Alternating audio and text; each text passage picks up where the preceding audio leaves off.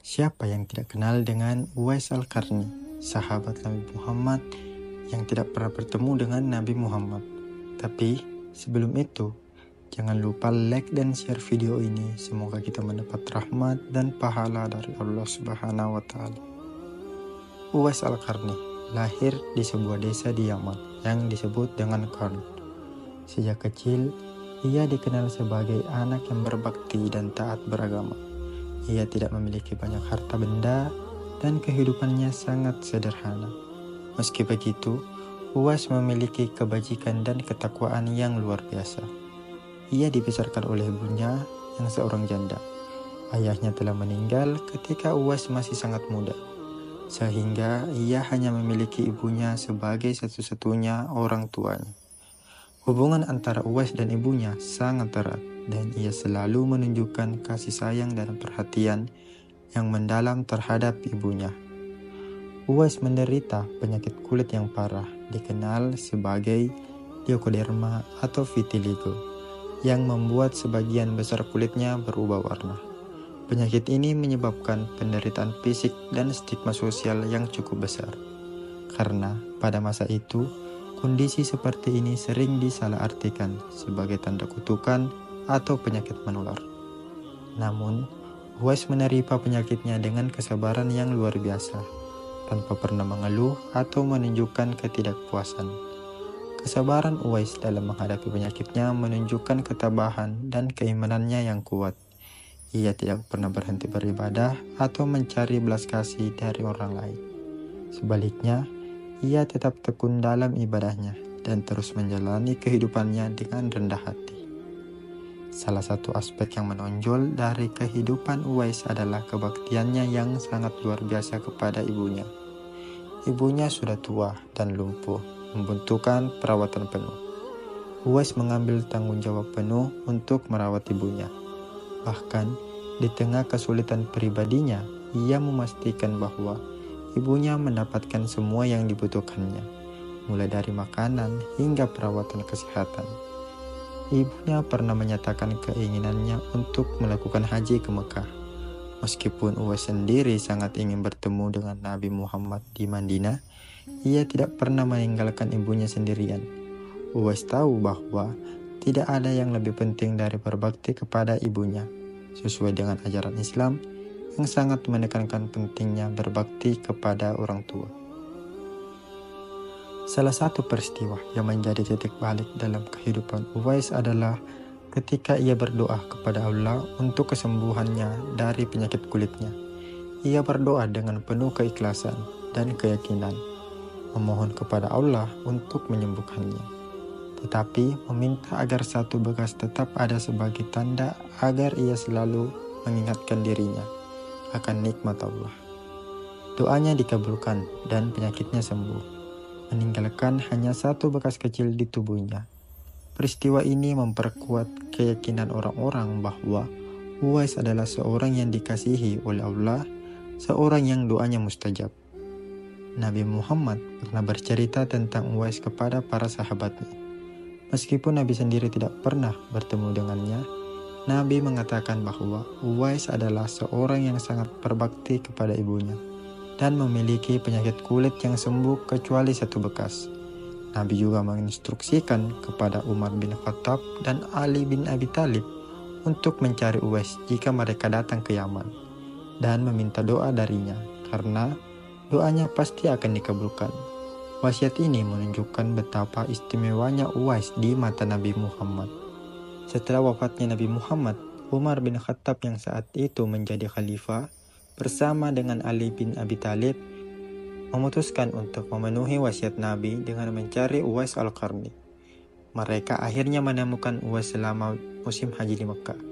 Ketika mereka bertemu, Umar dan Ali bertanya kepada Uwais tentang kehidupannya dan memastikan bahwa ia adalah orang yang disebutkan oleh Nabi.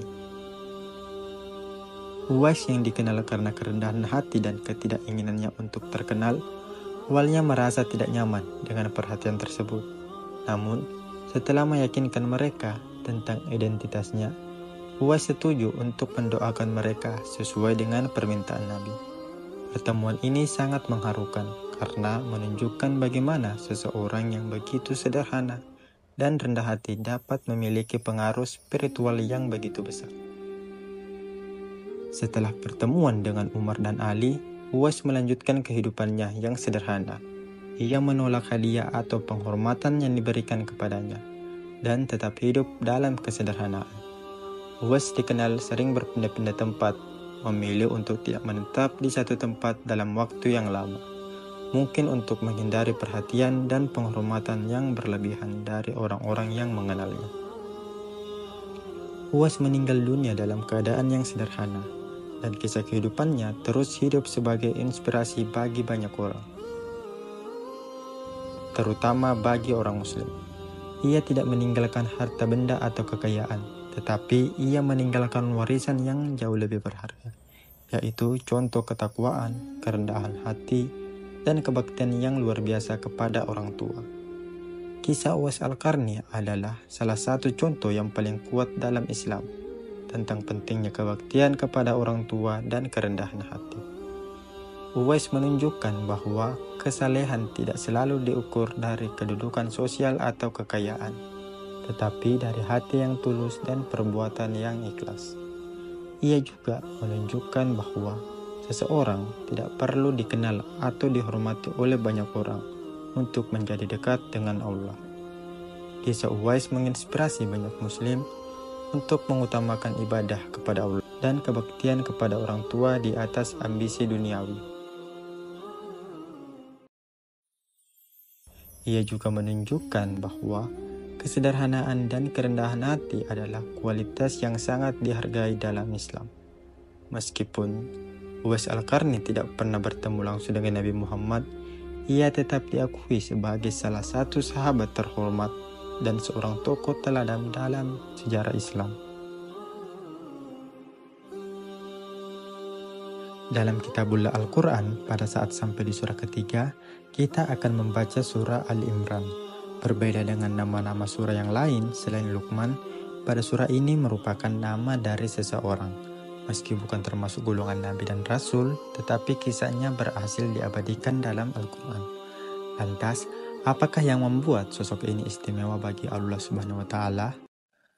Al-Quran Surah Ali Imran merupakan surah Madaniyah yang memuat kisah keluarga Imran bin Matsan, bin Al-Asar, bin Al-Yud, bin Sulaiman, alaihissalam, bin Daud.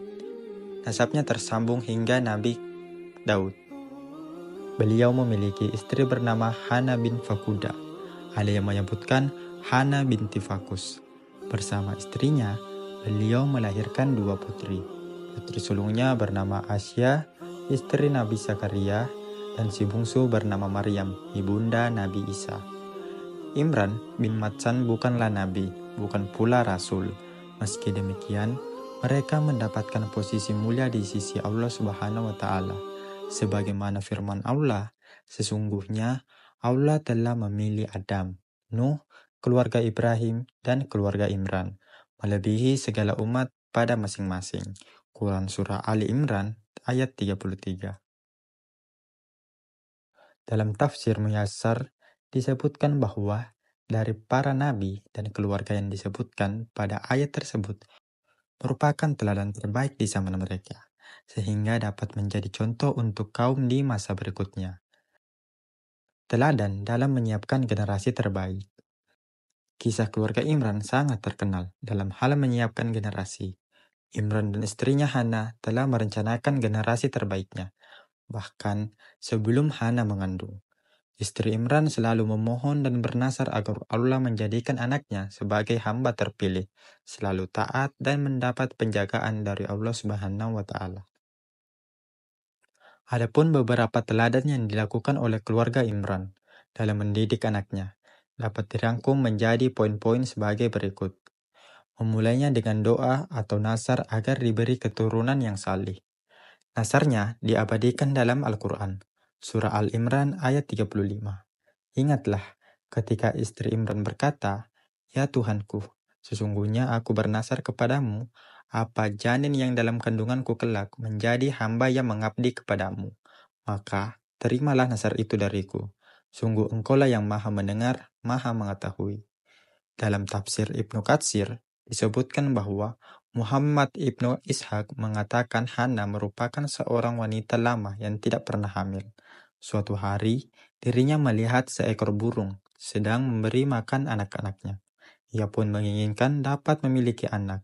Akhirnya berdoalah dia sebagaimana pada ayat di atas. Saat itu, ia tidak mengetahui apakah anaknya yang dikandungnya itu laki-laki atau perempuan. Memang, pada riwayat disebutkan bahwa Imran dan Hana memiliki dua orang putri. Namun, dalam surah Al-Imran lebih banyak dikisahkan tentang Maryam. Kelak, putri bungsunya inilah yang melahirkan Nabi Isa alaihissalam tanpa ayah tetapi atas kuasa Allah. Selain itu, juga dikisahkan bagaimana doa Nabi Zakaria alaihissalam agar bisa diberi keturunan yang salih kepada Allah. Masya Allah, doa beliau terkabul. Dari pernikahannya bersama Asya, putri sulung Imran, mereka dikaruniai putra bernama Yahya. Kemudian, Allah angkat pula menjadi nabi dan rasul. Kemudian, mendoakan dan memberikan nama yang baik. Sedangkan, pada ayat ke-36 disebutkan bahwa anak yang mereka lahirkan adalah perempuan. Mereka pun memberikan nama terbaik bagi putri-putrinya mereka. Selain itu, Hana berdoa agar anak cucunya mendapatkan perlindungan dari Allah Subhanahu wa Ta'ala. Kemudian, membesarkan dengan cara terbaik. Sebagai orang tua Muslim, memberikan perlindungan dan membesarkan anak dengan cara-caranya yang baik sesuai dengan syariat Islam sudah sepatutnya dilakukan. Langkahnya dapat dimulai dari hal yang sederhana, yaitu mencari pekerjaan yang halal. Orang tua dengan pekerjaan yang halal maka akan memberikan asupan halal pula bagi keluarga, sehingga pendidikan yang diberikan pun akan diteruskan dengan cara-cara yang halal. Kemudian, mengumpulkan dengan orang yang saleh. Memang, sudah menjadi kewajiban orang tua untuk mendidik anak dengan baik. Namun, orang tua juga dapat menyambung atau menambahkan pendidikan anak dengan mencarikannya guru atau pelindung terbaik. Dalam kasus Maryam ini, Allah telah mengirimkan Nabi Zakaria sebagai pendidik dan pelindung Maryam. Semoga dengan mengetahui kisah ini, dapat menjadi teladan bagi kita semua.